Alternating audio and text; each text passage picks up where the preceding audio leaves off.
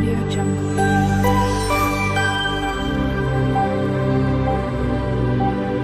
Audio Jungle.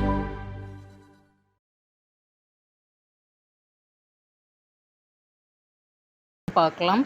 தக்காளி chutney recipe தான் பார்க்க போகிறோம்.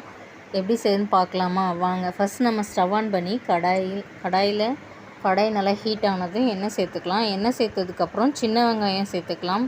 இன்றைக்கி ஒரு 1/4 கிலோ சின்ன வெங்காயம் இருக்கும். சின்ன வெங்காயத்தில் அந்த சட்னி செஞ்சிங்கன்னா தான் ரொம்ப டேஸ்ட்டாக இருக்கும். சின்ன வெங்காயம் சேர்த்து செய்யுங்க.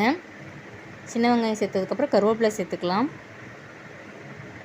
சின்ன வெங்காயம், கருவேப்பிலை, பூண்டு ஒரு 4-5 பல் பூண்டு தோலோடு சேர்த்துக்கோங்க. சும்மா அட்டகாசமாக இருக்கும். 2 தக்காளி பழம், நல்லா பெரிய சைஸாக இருக்கிறதுனால 2 தக்காளி பழம் எடுத்திருக்கேன். தக்காளி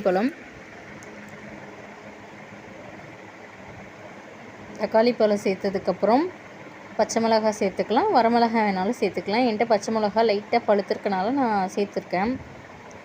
இதுக்கு தேவையான அளவு உப்பு சேர்த்துக்கலாம்.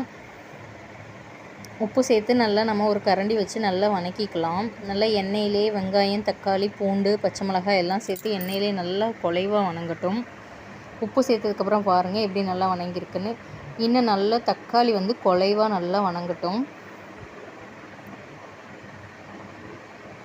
இங்கே பாருங்கள் ஃப்ரெண்ட்ஸ், நல்லா குழைவாக வதங்கிருச்சு.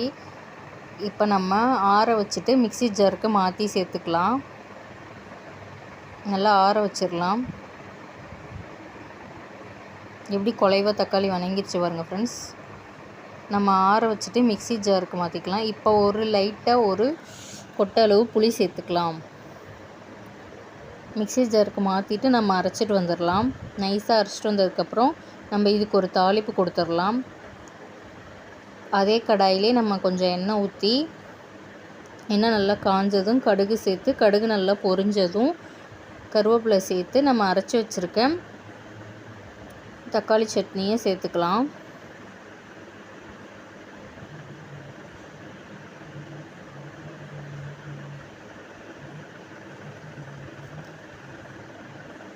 நம்ம அரைச்சி வச்சுருக்க தக்காளி சட்னியை நல்லா சேர்த்து நல்லா ஒரு கரண்டி வச்சு நம்ம கலந்து விட்டுக்கலாம். இட்லி, சாதம், சப்பாத்தி எல்லாத்துக்கும் சும்மா அட்டகாசமாக இருக்கும். இட்லி, தோசை, சாதம், சப்பாத்திக்கெலாம் இந்த அட்டகாசமாக இருக்கும் இந்த சட்னி.